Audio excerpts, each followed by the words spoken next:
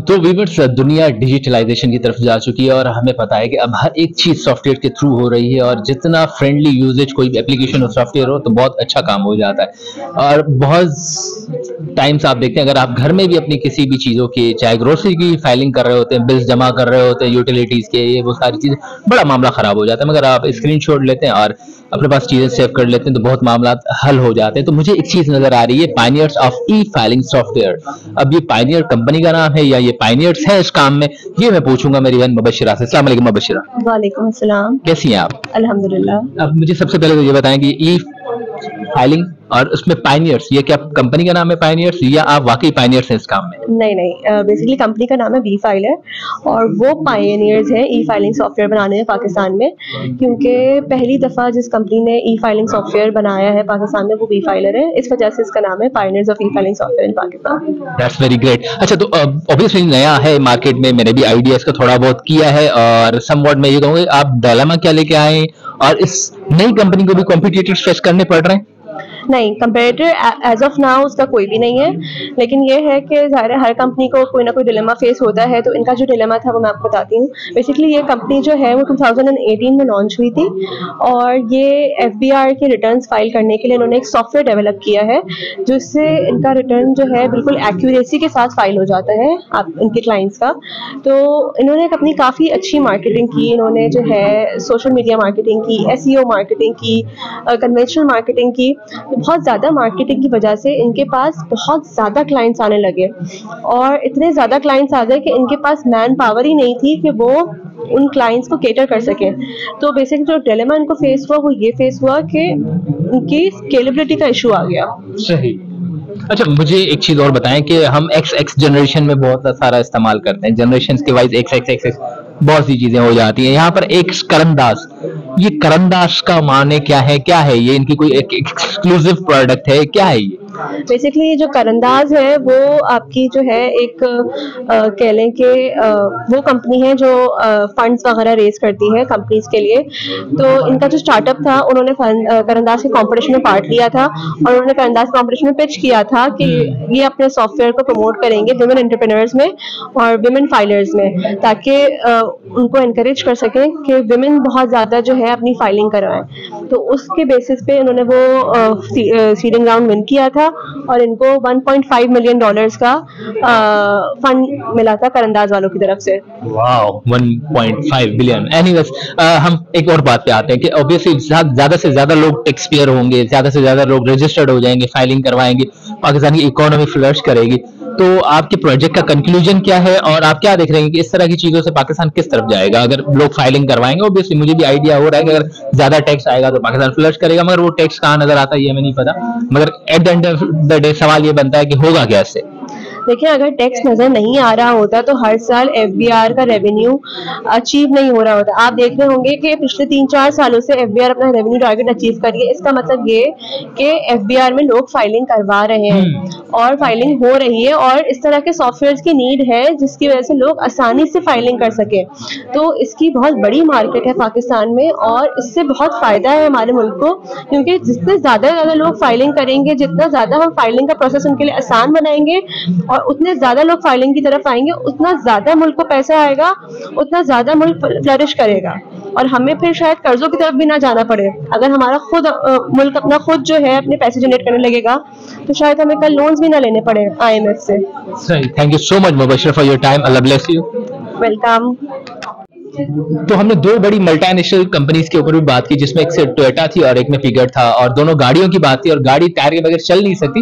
और एक बहुत ही बड़ी मारूफ कंपनी जो स्पोर्ट्स एडिशन और जो एक रेस होती है, रेसिंग गाड़ियों के लिए भी अपने टायर्स प्रोड्यूस कर रही है, मिचलन। तो हमारे साथ हैं इरफान अली सोमरो। अस्सलाम वालेकुम। वालेकुम सलाम सर। कैसे हैं इरफान? अल्हम्दुलिल्लाह, आप सुनाएं। अल्हम्दुलिल्लाह। मुझे ये बताओ कि मिचलन का क्या डिलेमा आपकी प्रेजेंटेशन में आप लेके आए? एक्चुअली डिलेमा तो इसका ये है कि कोविड के टाइम पे इनके पास बहुत ज़्यादा इश्यूज आए, तो उन्होंने जो उनके डीलर्स थे उन्होंने उससे बहुत ज़्यादा कॉस्टिंग मतलब मार्कर्स लगाए। इसकी वजह से फिर रेगुलर बेसिस पे 15-15 दिन पे वो मीटिंग्स कर रहे थे एंड अपने मार्कर्स बढ़ा रहे थे। तो 2 महीने तक तो चल रहा था। Then they move in June 2017 and they surpass the dealers and they move to D2C model. अच्छा। That was the dilemma. अब पाकिस्तान के अंदर क्या मतलब किस तरह के कॉम्पिटिटर्स थे इनके, और कॉम्पिटिटर्स को इन्होंने फेस किया या इनको कॉम्पिटिटर्स ने फेस किया? एक्चुअली ये मल्टीनेशनल कंपनी है ऑब्वियसली, तो वो बहुत बड़ी मतलब इनकी सेकंड लार्जेस्ट कंपनी है, तो पाकिस्तान में भी इसकी 95% शेयर मार्केट शेयर है। एंड अगर देखा जाए जनरली तो यहाँ पे जो इंडस्ट्री है उसमें दो किस्म के हमारे पास कॉम्पिटिशन आते हैं, एक तो डायरेक्ट कॉम्पिटिशन होता है, दूसरा इनडायरेक्ट कॉम्पिटिशन होता है। डायरेक्ट में काफी और भी कंपनीज हैं, जैसे बेजस्टोन हो गई, गुडईयर हो गया, डनलप हो गया, ये सारी कंपनी इनको कॉम्पीट कर रही है। उसके अलावा अगर देखा जाए तो शॉर्ट जो चाइना की कंपनियां हैं, ट्रायंगल टायर हो गया, ये सारी इंडियन कंपनियों ने भी अभी कमो वगैरह टायर्स वगैरह आ रहे हैं उनके, तो वो भी अभी इस मार्केट में इमर्जिंग आ चुके हैं काफी 2 से 3 डिकेड्स से। और उसके अलावा पाकिस्तान में माशाल्लाह से अफगानिस्तान से भी टायर होते हैं स्मगलिंग वगैरह, तो इस तरीके से भी टायर कंपटीशन में खराब करते हैं कंपटीशन। अच्छा, फॉर एग्जांपल अगर आप इसकी इस तरह बात कर रहे हैं कि पाकिस्तान में स्मगलिंग भी होती है और ये एक मल्टीनेशनल कंपनी है, लार्जेस्ट कंपनी है, सेकंड प्रोड्यूसर है, तो इस वक्त अगर हम पाकिस्तान की करंट पोजीशन देखें तो पाकिस्तान में आप क्या समझते हैं कि इस तरह की चीजों के ऊपर ज्यादा लोग फोकस है या लोकल ब्रांड्स को ज्यादा अक्वायर कर? लोकल को भी कर रहे हैं एंड मिशेलिन को भी कर रहे हैं, क्योंकि अभी अगर 2 महीने प्रीवियस की बात करें तो 2 महीने से कंटेनर फंसे हुए हैं पाकिस्तान में, तो LCs नहीं खुल रही, तो उसकी वजह से मिशेलिन के टायर की जो आउटसाइड पहले आते थे वो उस स्पीड से नहीं आ रहे हैं। हमारे पास जो डीलर्स के पास जो टायर्स पड़े हुए हैं वही पड़े हुए हैं, तो अभी करंटली सेल्स बंद है। अच्छा, मुझे फाइनली इस प्रोजेक्ट का टोटल कंक्लूजन बताओ। फाइनली ये है कि हमने D2C से लॉन्च किया डिफरेंट कंट्रीज में, यूएस में, पाकिस्तान में, and they have come up with the applications, Android, iOS, different applications, and they acquired with promotions of like advertising in different cities, probably with star like Michelin star guide, one of the tour guide, like कि उन्होंने बहुत ज़्यादा help out किया customers को awareness देने में, क्योंकि D2C के लिए ये होता है कि हम जब कस्टमर्स के पास जाते हैं तो मोस्टली कस्टमर्स की शिकायत ये होती है कि उनको पता नहीं होता कि किस गाड़ी में कौन सा टायर कौन सी साइज का जाना है, तो उसके अवेयरनेस के लिए we will come up with the guides, जिन्होंने उनको मैप्स की भी बताया एंड उनको ये डिफाइन किया कि कौन सा टायर किस तरीके से रखा जाता है और किस गाड़ी का कौन सी साइज का टायर बेटर है। So Irfan, thank you so much. आपके इस प्रेजेंटेशन के तसलसल से मुझे भी पता चला कि ये दुनिया की सेकंड नंबर लार्जेस्ट कंपनी है जो टायर प्रोड्यूस करती है। Thank you so much and good luck. Thank you. So viewers, आपको जैसे मैंने 2-4 चीजें और भी दिखाए प्रोजेक्ट्स, इसमें सबसे पहली चीज और समझे कि बहुत इंपॉर्टेंट चीज हमें नजर आई कि सब लोग ई कॉमर्स की तरफ जा रहे हैं। अगर बैंक था वो भी एप्लीकेशंस डेवलप कर रहा था, अगर हम अब फाइलिंग कर रहे हैं तो भी ई के थ्रू, मतलब जस्ट लाइक सब चीजें इंटरनेट के प्रोसेस पे जा रही है। और इंटरनेट का एक बेताज बादशाह कहा जाता है, हमारे यहाँ बड़ा मशहूर है अमेज़न। अमेज़न के अंदर भी बहुत सारी चीजें, मुझे नहीं पता कि क्या क्या है क्योंकि मैंने कभी अमेज़न को इतने करीबी से नहीं जानने की कोशिश की। तो हमारे साथ इस वक्त मौजूद है राबिया शाह। अस्सलाम वालेकुम राबिया। अस्सलाम वालेकुम। वालेकुम सलाम, कैसी हैं आप? अल्लाह का शुक्र। अल्लाह आपको सलामत रखे। राबिया, मुझे सबसे पहले ये बताएं कि 5 star e-commerce innovations limited liability company and it's our strategy overcome the logistics issue, यानी कहीं ना कहीं ये समझ में आ गया कि लॉजिस्टिक्स के कुछ इश्यूज थे जिसको ये ओवरकम करेगी। तो आप मुझे इस कंपनी के बारे में बताएं और आज की इस प्रेजेंटेशन का डिलेमा थोड़ा सा बताएं। Sure. 5 star e commerce company जो है वो एक अमेजोन बेस्ड रिटेल कंपनी है। अमेजोन का रिसेंटली पाकिस्तान में इसको बहुत ज़्यादा बढ़ता हुआ नज़र आ रहा है among all the people of Pakistan. बहुत एक मैसिव लेवल पे देख रहे हैं कि अमेजोन बिजनेसेस में लोग इंटरेस्ट शो कर रहे हैं। तो 5 स्टार भी एक ऐसी ही कंपनी है, और मतलब अमेजोन का अगर किसी को थोड़ा बहुत आइडिया हो तो अमेजोन इस वक्त 2 मॉडल्स ऑफर कर रहा है, FBA एंड FMA। तो जो अमेजोन का FBA मॉडल है उनका ये है कि वो अपनी कस्टमर सर्विसेज और अपनी सर्विसेज लॉजिस्टिक्स की खुद प्रोवाइड कर रहे हैं। तो मेरी कंपनी का मेनली इशू ये आ रहा था कि उन्हें वो इश्यूज ओवरकम करने थे जो उनके डोमेन के बियॉन्ड थे, जो उनके कंट्रोल्स के बियॉन्ड थे। मतलब अमेजोन FBA आपको एक पैलेट रिक्वायरमेंट देता होता है based on the good that you are trying to get in the warehouse. उसके बेसिस पे वो आपको एक स्पेसिफिकेशंस देता है, वो इधर इन द फॉर्म ऑफ उसकी पैकेजिंग हो सकती है, वो इधर इन द फॉर्म ऑफ उसके साइज हो सकता है, आपको वो फुलफिल करना होता है, तब अमेजोन आपकी प्रोडक्ट को अपने वेयरहाउस में जगह देता है। तो इनका इशू ये आ रहा था कि इनिशियली जब कंपनी स्टार्टअप थी तब पैलेट साइज के अकॉर्डिंग जो इनके ऑर्डर्स जाए थे वो बहुत थोड़े थे, एज सच पैकेजिंग के इश्यूज नहीं आ रहे थे। But as with the passage of time इनकी ग्रोथ होती गई और इनके पैकेजिंग के इश्यूज बढ़ते गए इनकी सप्लाई चेन्स डिस्टर्ब हो गई। सही। According to the CEO of the company, वो 4 टाइम्स सप्लाई चेन इनकी इफेक्ट हुई थी क्योंकि सप्लाई बढ़ती जा रही थी और प्रोसेस वैसा एफिशिएंट रहा नहीं था। तो अपने इश्यूज को ओवरकम करने के लिए इन्होंने इनके पास 2 सोल्यूशन थे, या तो वो अपना खुद का वेयर हाउस बनाए जो कि एक बड़ा कॉस्टली सेटअप होता इनके लिए, या तो फिर वो किसी ई-कॉमर्स कंपनी से कांटेक्ट करे, कोई लॉजिस्टिक कंपनी से कांटेक्ट करे जो इनके प्रोडक्ट्स को अमेज़न तक पहुंचाए। लेकिन अगेन वो अमेज़न को अलग कॉस्ट पे करते और मतलब प्रोसेस भी बढ़ जाता और कॉस्ट भी ज्यादा लगती। एग्जैक्टली। अच्छा, समवॉट आप प्रोजेक्ट के बारे में बताएंगे, इनकी कंपिटिटर्स क्या हैं और इनकी अभी इस वक्त मार्केट स्टेबिलिटी क्या है अपनी? पाकिस्तान में इस वक्त अमेज़न का business is like in its growth phase. इस वक्त नईम रजानी, ई-कॉम एक्सपर्ट्स, इस तरह के बहुत सारे नाम सुनने में मिलते हैं, अटलांटिक रिटेलर्स टाइप, जो इस वक्त बहुत सरफेस पे आ रहे हैं अमेज़न का बिजनेस कंडक्ट करते हुए। तो of course in future 7-8 years बहुत अच्छा स्कोप नजर आ रहा है अमेज़न ई-कॉमर्स का डेफिनेटली। एंड जब हर चीज ई-कॉमर्स पे शिफ्ट हो रही है तो डेफिनेटली बहुत अच्छा स्कोप नजर आ रहा है। That's great. अच्छा, मुझे लास्टली ये बताएंगे, आपने ऑब्वियसली इस प्रोजेक्ट में अपनी बहुत ज्यादा एफर्ट भी मारी होगी और एक नई चीज है मार्केट के अंदर, तो मुझे बताएं कि आपके प्रोजेक्ट के थ्रू आपने क्या कंक्लूजन्स एक्सट्रैक्ट किए हैं? एक तो सबसे पहले तो मतलब जो इनका मैंने सोल्यूशन देखा उसको माइंड में रखते हुए एक छोटी सी पार्टनरशिप आपके कितने बड़े इश्यूज को ओवरकम कर सकती है, आपकी कॉस्ट को, आपकी एफिशिएंसी को, इवन सबसे इम्पोर्टेंट मार्केट में आपके नेम को कितनी अच्छी तरह वो प्रोटेक्ट कर सकती है। तो I mean all what you needed was a little bit of thinking process और जो उन्होंने अप्लाई किया and definitely they came up with something great. Thank you so much. It was very informative and good luck. Thank you so much. दुनिया चल रही है technology के ऊपर, टेक्नोलॉजी कहीं ना कहीं इंटरनेट और कम्युनिकेशन पर चलती है, तो कम्युनिकेशन और इंटरनेट की दुनिया में बहुत सारे नाम आपने सुने होंगे, मगर इस वक्त हम जिस स्टॉल पर मौजूद हैं वहां पर नाम है टेलीकार्ड लिमिटेड। 10-15 साल तो हो गए होंगे इस कंपनी को, मगर मैं मैम तलाशी से। अस्सलाम वालेकुम मैम। वालेकुम अस्सलाम। कैसी हैं आप? अल्लाह का शुक्र। मैं भी बिल्कुल ठीक ठाक हूँ। मुझे ये बताएं कि ये टेलीकार्ड कब से है, क्या है, और आज की इस प्रेजेंटेशन में क्या डिलेमा है? देखिए, टेलीकार्ड जो है वो तो 1992 में बन गया था।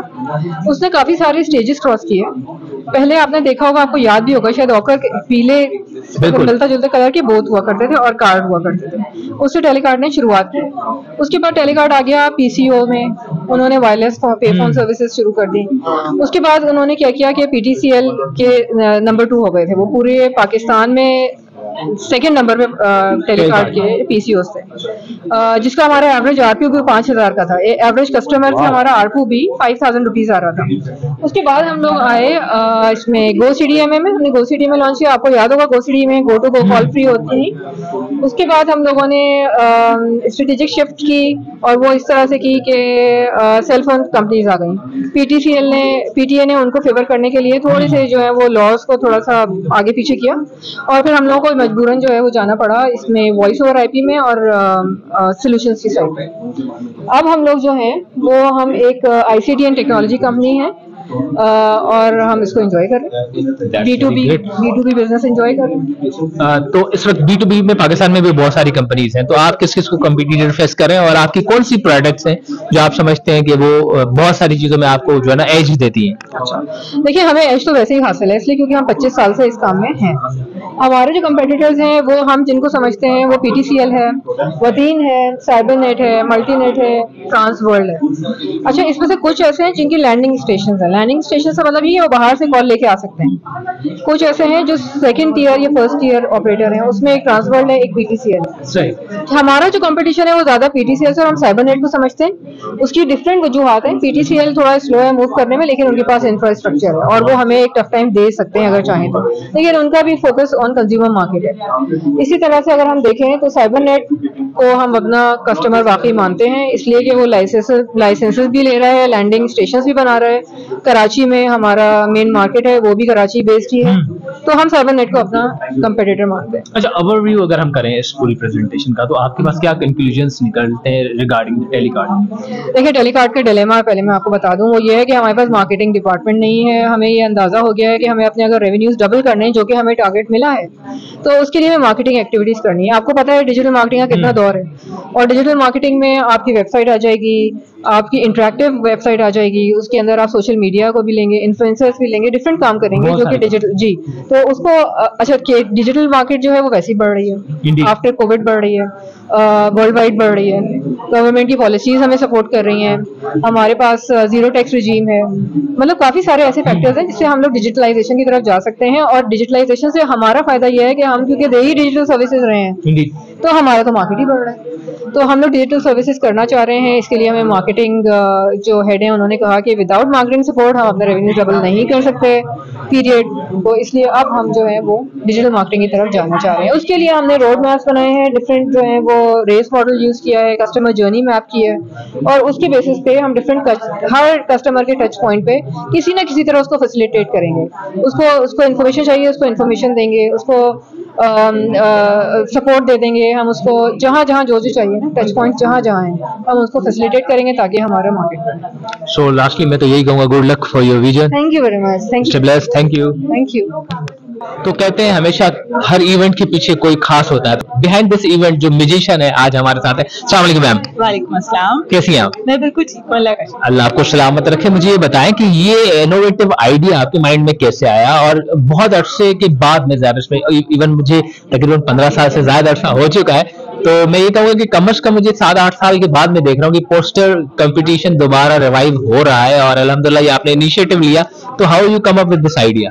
Okay, so this is not an innovative idea, हाँ एक निग्लेक्टेड आइडिया हम इसको जरूर कह सकते हैं। चूंकि देखिए हम लोग खुद भी एकेडमिक से हैं और अभी हम इंडस्ट्री लिंकेज को भी एक्सप्लोर करना चाह रहे हैं। जब मैंने first time strategic marketing decision पढ़ाया तो मुझे खुद भी लगा we don't have many marketing case studies. तो इससे मुझे आइडिया आया कि बच्चों को केस स्टडी लिखने के लिए बोलें, ताकि नेक्स्ट टाइम जब हम ये कोर्स पढ़ा रहे हों तो हमारे पास भी कुछ केस स्टडीज हो। और फिर ट्रेडिशनल प्रेजेंटेशन हमारी होती थी हमेशा, तो हमने कहा क्यों ना पोस्टर कॉम्पिटिशन करें। तो मुझे ऐसा लग रहा है कि बच्चों को भी बहुत मजा आ रहा है, इवैल्यूएटर्स को भी बहुत मजा आ रहा है, और देखने में भी बहुत अच्छा लग रहा है, और पूरे रूम की जो एनर्जी है वो बहुत अच्छी लग रही है। हाँ बिल्कुल, ऑब्वियसली जहां पर हम आए हैं तो सब कोई एनर्जेटिक है, वाइब्रेंसी नजर आ रही है। मगर मैं आपका ज्यादा टाइम भी नहीं लूंगा, मैं ये पूछना चाहूंगा कि आपके इस वक्त करंटली इन सारे प्रोजेक्ट्स में से कोई टॉप 3 प्रोजेक्ट्स बता दें, 1, 2, 3 टियर वाइज। हाँ, ये बहुत ही ज्यादा मुश्किल सवाल है। देखें मेरे सारे स्टूडेंट ने बहुत ज्यादा मेहनत की है। आपको पता है हर क्लास में बहुत अच्छे बच्चे भी होते हैं, मीडियोकर बच्चे भी होते हैं, और थोड़े से स्ट्रगलिंग बच्चे भी होते हैं। तो मेरे ख्याल में ये इस वक्त यहाँ पर कहना मुनासिब नहीं है। एंड रिजल्ट तो जजेस देंगे, एंड रिजल्ट में मानता हूँ जजेस से हम लेंगे। आपके रिजल्ट्स क्या है? अच्छा, जो मैंने रिपोर्ट्स चेक की है ना उसमें टेलीकार्ड जो है वो मेरी बहुत फेवरेट रिपोर्ट थी।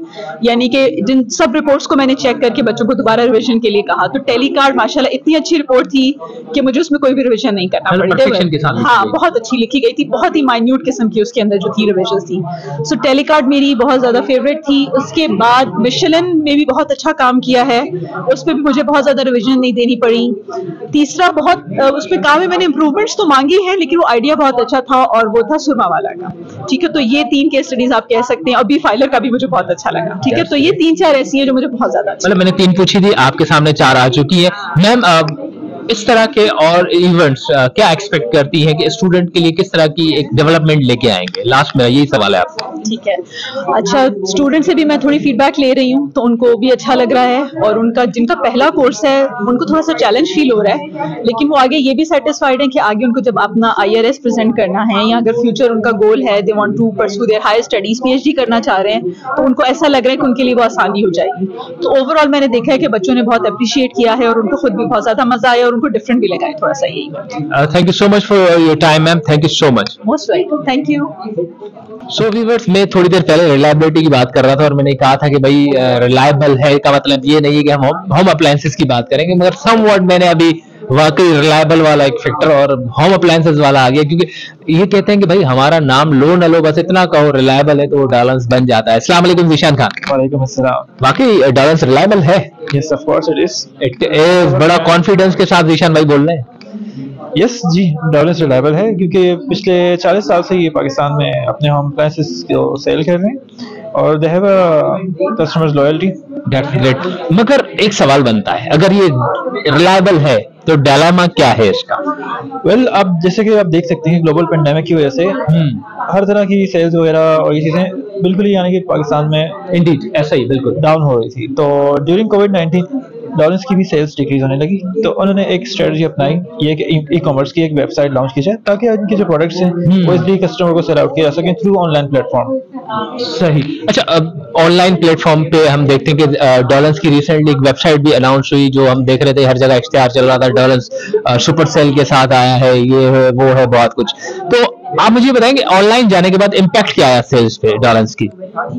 वेल, ऑनलाइन जाने के बाद उनकी सेल्स डेफिनेटली इंक्रीज हुई हैं और they are also acquiring with Daraz, so माशाल्लाह से their sales increasing day by day. Oh, that's great. अच्छा, कॉम्पिटिटर्स में क्या देख रहे हैं? कॉम्पिटिटर्स भी ऑब्वियसली उनकी भी ऑनलाइन वेबसाइट आ गई है और वो भी दराज से मौजूद है, तो प्लेटफॉर्म तो दोनों वैसा यूज कर रहे हैं। आपको क्या लगता है कि कंपटीटर इनको टफ टाइम दे रहे हैं, ये कंप्यूटर को टफ टाइम दे रहे हैं, और कैसे? Alhamdulillah, we are the number one in this market for appliances, so that's why Alhamdulillah we are doing well, better than our competitors. मतलब आप कंपटीटर्स को टफ टाइम दे रहे हैं या आपको दिया जा रहा है? Well, we cannot judge, but we are doing well. मतलब वो कहते हैं अल्लाह सबको रोजी रोटी दे रहा है वो वाला काम थोड़ी है। अल्हम्दुलिल्लाह, एक कस्टमर की लॉयल्टी है डॉलर्स के साथ, सो अल्हम्दुलिल्लाह हमारे अभी तक तो ऐसा कुछ चाहिए नहीं कि कंपटीटर हमसे ज्यादा आगे है या नंबर आप उससे डॉलर्स ही है। Number 1 is dollars. ओके, हम जीशान की बात को मान लेते हैं कि नंबर 1 पे डॉलर्स है क्योंकि वो रिलायबल है, और रिलायबिलिटी की बात पे आगे हम जाएंगे कि आज की इस प्रेजेंटेशन के थ्रू आपका कंक्लूजन क्या निकला इस प्रोजेक्ट का? सर, कंक्लूजन यही है कि हमारी जो स्ट्रेटजी अपनाई गई during covid, it really has impacted our sales and now it's rapidly growing every day. So alhamdulillah, Dollars was successful in their strategy going towards e-commerce website launch. Thank you. Thank you very much and it's what nice talking to you. Thank you. So viewers, आज हमारे लिए बड़ी honour की बात है कि हमारे जो जजेस हैं उसमें से डॉक्टर हसन साहब आज मेरे साथ मौजूद हैं। अस्सलाम वालेकुम सर। वालेकुम अस्सलाम। कैसे सर आप? अल्हम्दुलिल्लाह। सर, आज आपने बच्चों की ये पोस्टर केस स्टडी कंपटीशन को विटनेस किया है, तो मैं ये गुजारिश करना चाहूंगा कि हमें बताएं कि कैसे लगे आज इस जस्ट लाइक बच्चों के प्रोजेक्ट्स आपको कैसे लगे, क्या पोटेंशियल नजर आई? अच्छा, of course they are students, माशाल्लाह एमएस लेवल के स्टूडेंट्स हैं, they are working in the corporate environment, corporate job कर रहे हैं and they have experience of the industry, तो they know the practical stuff, उनको अपना पता है कि वो what they are talking about and what they have come up with. तो उसका सबसे बड़ा इंपॉर्टेंट बात ये होती है ना कि when you are working in the industry you know about the industry, तो उसका एडवांटेज है इन लोगों को कि what they are coming up with is where they are working from, तो वो इनसाइड न्यूज होने की वजह से they presented very well।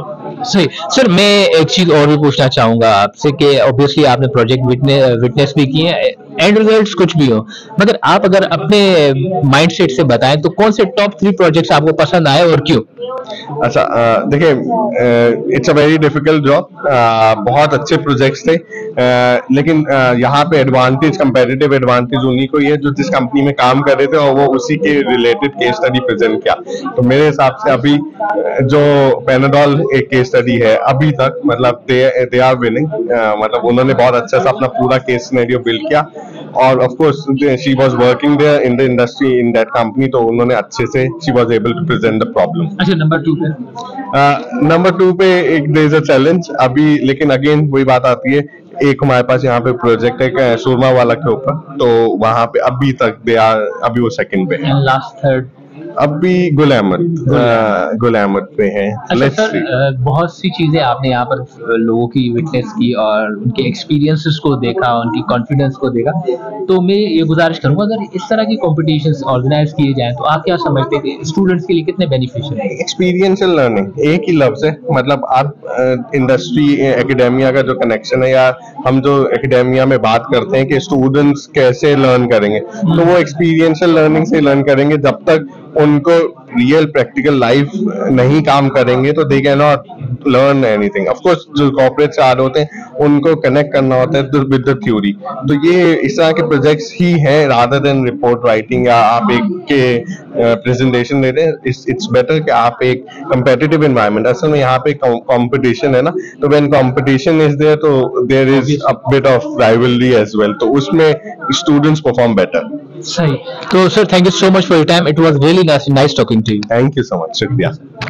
तो व्यूअर्स आज हमारे साथ मौजूद हैं डॉक्टर सारावली काजी साहिबा, जो कि हमारे प्रोग्राम मैनेजर भी हैं। तो मैं उनसे पूछना चाहूंगा कि आज के इवेंट को कैसा देखा। काफी अरसे के बाद, मैं मैम शुमाइला को भी यही बात कर रहा था कि काफी अरसे के बाद मैं पोस्टर कंपटीशन जैसी चीजें दोबारा आते हुए देख रहा हूँ। और आप मुझे बताएं कि इस तरह की चीजें लाने के पीछे क्या वजह है, और आप क्या समझती हैं कि इस तरह की चीजें आने से स्टूडेंट्स में क्या कॉन्फिडेंस बिल्ड होगा।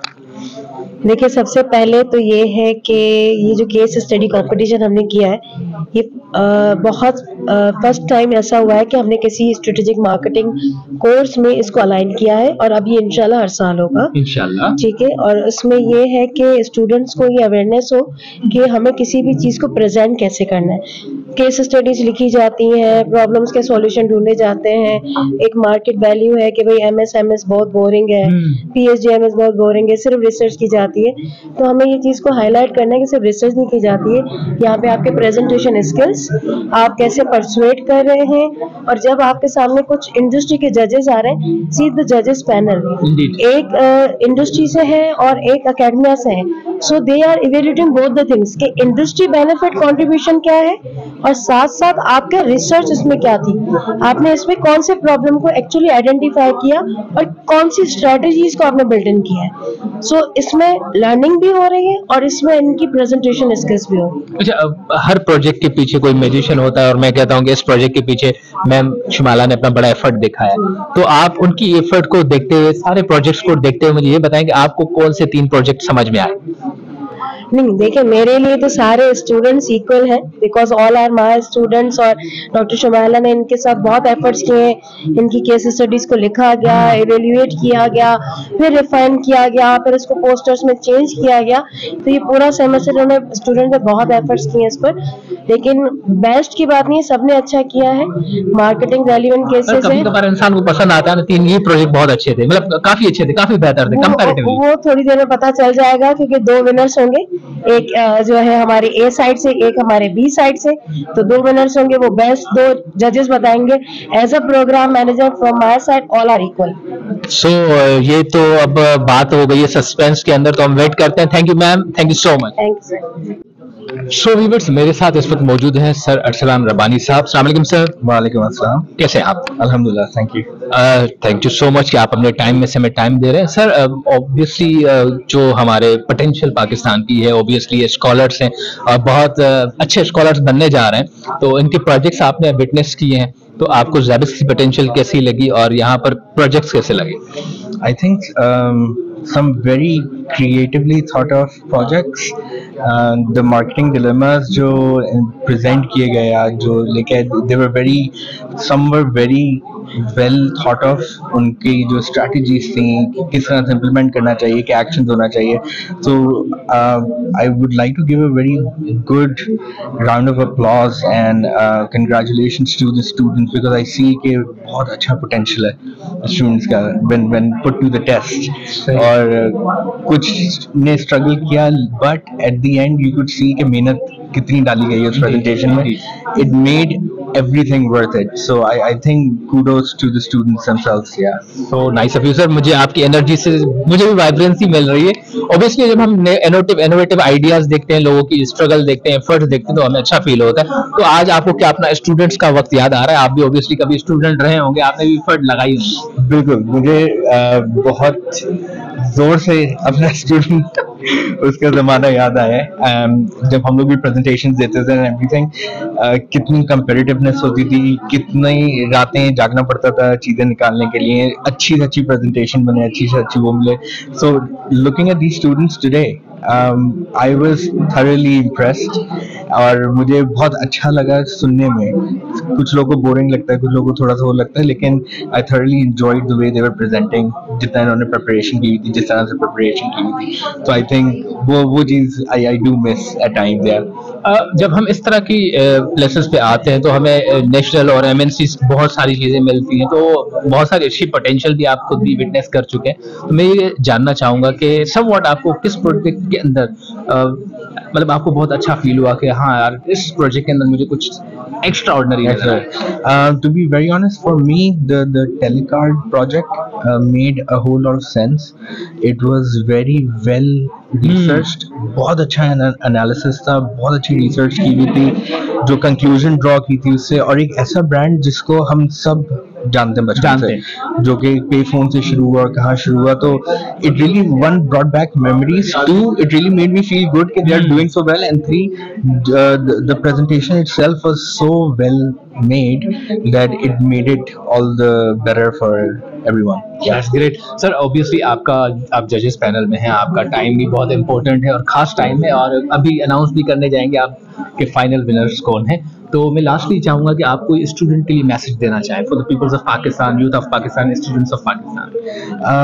फर्स्ट एंड फॉरमोस्ट मैं ये कहना चाहूँगा कि बिल्ड रेजिलियंस इन योरसेल्फ. आगे जो ज़माना है बहुत कंपेटिटिव है हर फील्ड में, for students, for businesses, for everything. The more resilient you are, no one can break you in that manner. बहुत मुश्किल टाइम भी आएगा, बहुत टफ टाइम भी आएगा, but you need to be that resilient individual to face all those things. अगर आपने एक दो इस तरह से मुश्किलातें फेस कर ली, nothing can stop you from then on. So for students, especially in this day and age, with so much competition and everything, I think being resilient is something which you really need to be focused on. So yeah. Thank you so much, sir, for your kind words. Thank you, Rabbani साहब. Thank you. Viewers, मेरे लिए बहुत honour की बात है कि doctor Mohammad Saeed साहब मेरे साथ मौजूद हैं. सर अस्सलाम वालेकुम. कैसे हैं आप? बिल्कुल. आज इतने बड़े जस्ट लाइक इवेंट को आप जस्ट लाइक जज भी कर रहे हैं, बहुत सारे बच्चों की वाइब्रेंसी भी देख रहे हैं, पोटेंशियल भी देख रहे हैं, तो कैसा फील हो रहा है? यार बहुत अच्छा लग रहा है. यहाँ पे मैं ये देख रहा हूँ कि जो बच्चे हैं ना, वो बहुत ही ज़्यादा जो करंट इश्यूज हैं उसके ऊपर वो स्ट्रेटेजिक एनालिसिस कर रहे हैं. ठीक है, जो कंटेम्प्रेरी इशू हो रहे हैं उनको रिलेट कर रहे हैं, उनको अंडरस्टैंड कर रहे हैं, और अपना जो भी वो क्लास लर्निंग कर रहे हैं उसकी एप्लीकेशन कर रहे हैं. तो अगर वो अप्लाई करने में कामयाब हो रहे हैं whatever they learn in their class, तो I think that is a excellent thing for the country as for the society. Doctor साहब, हम देखते हैं कि केस स्टडीज के प्रोजेक्ट्स क्लासेस के अंदर, मोस्टली क्लासेस के अंदर कंडक्ट किए जाते हैं. स्टूडेंट को असाइनमेंट दी जाती है कि केस स्टडी के ऊपर अपना रिव्यू करें या कोई केस स्टडी डेवलप करें. पोस्टर प्रेजेंटेशन जैसा कॉन्सेप्ट आप क्या समझते हैं, किस तरह की एक लर्निंग होगी और कितनी एफिशिएंट लर्निंग होगी? यार बिल्कुल ये बहुत अच्छी तरीका है, क्योंकि आप ये अगर एक पोस्टर के ऊपर आपने तस्वीरी उससे आपने पूरा रिप्रेजेंट कर दिया कि जो भी आपने सीखा है, मतलब जो आपने 14 सेशंस के अंदर 42 आवर्स में सीखा, उसको अंदर आपने 2 बाई 4 फीट में समराइज कर दिया. और किसी चीज को भी समराइज करना ना, वो हमेशा मुश्किल काम होता है. और वो फिर वही वाली बात है कि जो आपने सीखे थ्योरी उसकी यहाँ पे अपने एप्लीकेशन दे दी for solving some real problem of the market. Doctor साहब, बहुत सी चीजें होती हैं और माशाल्लाह आप तो एजुकेशन फील्ड से हैं, आप तो डेली बेसिस पे भी प्रोजेक्ट्स को ऑब्वियसली ऑब्जर्व भी करते होंगे, एक्समाइन भी करते होंगे, और जज ऑब्वियसली एक ऑनर की बात है हमारे लिए भी कि आपने हमें टाइम दिया. इस प्रोजेक्ट के अंदर कोई ऐसा प्रोजेक्ट जो आप समझ रहे हैं कि काफी पोटेंशियल आपको नजर आए इस प्रोजेक्ट के अंदर? यार इसमें एक स्टार्टअप के ऊपर जो प्रोजेक्ट हो रहा है वो बहुत ज्यादा पोटेंशियल है, जो ई पे, क्योंकि जो 2-3 है, मैं नाम नहीं ले रहा उसका, ठीक है ना. वो जो है ना उसके अंदर बहुत पोटेंशियल है, क्योंकि मैं समझता हूँ कि जो आगे काम है ना वो ई कॉमर्स का ही काम है.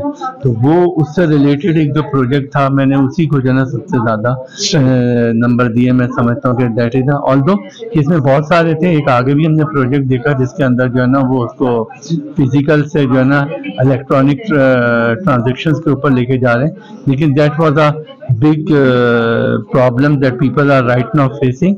और उसके अंदर जब उसको ट्रांसफॉर्म कर रहे हैं डिजिटल, उसके अंदर उसकी कॉस्ट जो है ना उसको डिक्रीज कर रहे हैं कस्टमर की. तो जाहिर बात है उसको कस्टमर को बेनिफिट होगा और उसको जो है ना सोल्यूशन मिलेगा. तो आई थिंक कि ये बहुत अच्छा है कि स्टार्टअप्स के ऊपर जो है ना बहुत ज्यादा काम हो रहा है. और हम जो बिजनेस स्कूल हैं यार, हमारा काम ही ये है कि हम स्टार्टअप्स को ज्यादा से ज्यादा प्रमोट करें. और आजकल जो डिजिटलाइजेशन का और जो IT का जमाना है, हम अपने बिजनेस स्कूल्स को उसके साथ रिलेट करें, ताकि हमारे बच्चे जो हैं जब वो प्रैक्टिकल में लाइफ में आए तो वो ज्यादा से ज्यादा कामयाब हो सके. डॉक्टर साहब, मैं वैसे भी आपका बहुत शुक्रगुजार हूँ, आपने मुझे टाइम दिया. लास्टली मैं चाहूंगा कि youth of Pakistan, student of Pakistan के लिए आपके कोई मैसेज? अच्छा, उनके लिए मेरा ये मैसेज है कि यार देखें, इस वक्त जो आप पढ़ रहे हैं तो उसमें आप ज़्यादा से ज़्यादा जो है ना आप अपनी लर्निंग को बढ़ाएं। सिर्फ just not the class learning, इस वक्त इतने ज़्यादा प्लेटफॉर्म है आपके पास, जो है ना गूगल है, दूसरी चीज़ें, उनको देखें, यूट्यूब हैं, उनको आप देखें ताकि आपको पता चले कि यार इंटरनेशनली क्या हो रहा है, क्योंकि पूरी की पूरी दुनिया जो है ना ग्लोबल विलेज है और हम जो है कि दुनिया के किसी भी हिस्से में कुछ चीज़ होती है तो उससे हम भी अफेक्ट होते हैं और उसको इम्पेक्ट भी करते हैं और उनसे इम्पेक्ट होते भी हैं। तो ये बहुत ज़रूरी है कि अपने आप को सिर्फ क्लास लर्निंग तक जो है ना वो नहीं रखें और प्लीज़ अखबार जो आपके पास जो कॉमर्स से रिलेटेड अखबार आते हैं, आर्टिकल्स आते हैं, खासतौर पर जो बिजनेस और जो टेक्नोलॉजी से रिलेटेड आते हैं उसको ज़रूर करें, क्योंकि technology is now the part and the parcel of the businesses. Indeed, और हम भी इस वक्त अगर देखें तो हम भी टेक्नोलॉजी को यूटिलाइज करते हुए प्रोग्राम डेवलप करते हैं। Thank you so much doctor साहब for your kind time. Thank you. It's honour. So viewers, और बहुत ही ऑनर की बात है, एक और जज हमारे साथ मौजूद हैं क्योंकि अब रिजल्ट्स की तरफ भी हम जाने वाले हैं, मगर उससे पहले इमरान साहब, अस्सलाम वालेकुम। वालेकुम अस्सलाम। कैसे हैं आप? अल्हम्दुलिल्लाह। बहुत ही वाइब्रेंसी आज आप इस हॉल में देख चुके हैं, तकरीबन सारी प्रेजेंटेशंस को विटनेस किया है, तो कैसा लगा यहाँ का पोटेंशियल? नहीं, डेफिनेटली ये आप इसको मैं कहूँगा कि दोनों तरफ की लर्निंग है और ये जो इवेंट है ये सिर्फ वाइब्रेंसी नहीं है, because it's a learning event, ठीक है, in learning for both sides. और जो इनिशिएटिव लिया है, I think it's a very remarkable initiative जो कि ज़बिस ने, अलुमनाई ने जो है टेकअप किया है कि स्टूडेंट्स को real hand to hand market की इंफॉर्मेशन, उनके एफर्ट्स को देखते हुए और उनकी जो जितनी एफर्ट्स हैं उनकी प्रैक्टिकल इम्प्लीकेशंस और रिजल्ट्स मिलते हैं, ठीक है। और ये चीज़ें इनको फ्यूचर में भी काम आएंगे, because these are the future entrepreneurs. और हमारे पाकिस्तान में कलमे यही है कि हमारे पास इस तरह के प्रैक्टिकल एक्सपीरियंस वाले लोग बहुत कम हैं, सही, ठीक है। और ये जो प्लेटफॉर्म है ये definitely it should be increased और ये फर्दर इसको ऑन रेगुलर बेसिस पे करना चाहिए इन्हें। और मेरा सजेशन तो यही है, और हम इंडस्ट्री वालों के लिए भी बड़ा हेल्पफुल होता है बिकॉज दीज पीपल आर ये कह सकते हैं are the right hand for the company development, industry development में काम कर रहे हैं। ऑब्वियसली फ्यूचर स्कॉलर्स हैं और आपके बिल्कुल वर्दी वर्ड्स हैं कि इस तरह की चीजें होनी चाहिए। बहुत टाइम आपका मैं नहीं लूंगा, मैं सिर्फ यही पूछना चाहूंगा कि आपकी नजर में इस वक्त तक कौन सा प्रोजेक्ट आपको ज्यादा पोटेंशियल में नजर आया, आप जैसे कि बहुत अच्छा था? क्लोज टाई था 2 प्रोजेक्ट्स में, बट मुझे जो ग्रिप नजर आई जिस प्रोजेक्ट के अंदर, वो मुझे पैनाडोल के प्रोजेक्ट में ज्यादा नजर आई, क्योंकि उसमें काम भी अच्छा था, इन्फॉर्मेशन भी बहुत क्लियर थी और वेरी डिटेल्ड इन्फॉर्मेशन भी थी, जो कि एक केस स्टडी को ट्रैक करने के लिए या उसको स्टडी करने के लिए चाहिए होती। Thank you so much for time. Thank you sir. Thank you. Thank you. Thank you doctor साहब।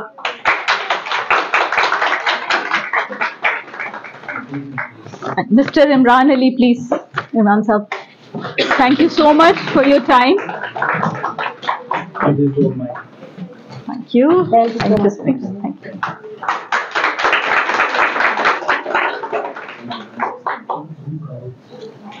Dr. Mohammed Saeed Mujahid, sir, please. Chopper sir? हाँ है, उनको चॉपर से बाद में दे दीजिएगा। Thank you sir.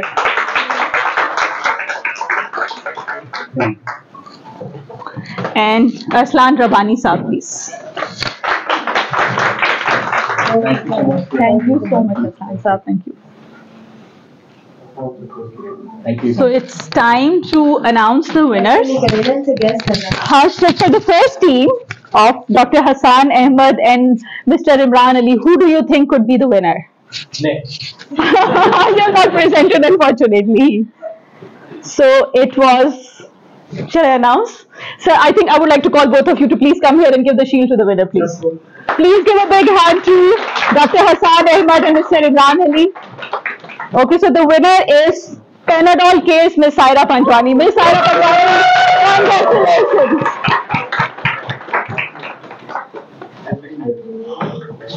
So this was the one that came to as a surprise for me. But a pleasant surprise, of course. Yeah, exactly, because she was a finance major. Congratulations, Sarah. Thank you. काफी मतलब publication हो सकती है और बड़ा I was really interested in watching. Sure, sir. Let's see if we can work it out. Thank you. Okay, so now I would like to call the second team, Dr. Mohammed Saeed Mujahid and Mr. Aslan Rabbani, please to come to the stage and give the winner to the shield. So can you take a guess on this one? Who's going to be the winner for this one? Okay, another winner.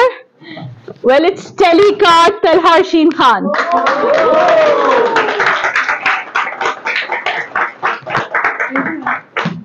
Congratulations, Talha.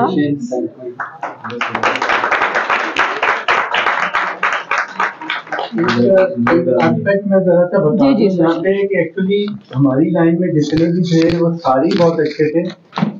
हमने जो preference में वो दिया marketing aspect को दिया। ये नहीं है कि दूसरे अच्छे नहीं थे, लेकिन चूंकि इट्स अ मार्केटिंग कोर्स तो हमने उसको प्रेफर किया कि यह मार्केटिंग के हवाले से करना। एज पर अगर ये स्ट्रेटेजिक का होता तो शायद हर ही जो everyone has done good effort. Everyone जो है ना सभी को मेरा ख्याल है ना फर्स्ट प्राइज मिलना। ये बात है।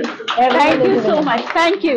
Thank you everyone. Have a great weekend and hopefully the semester concluded well for you.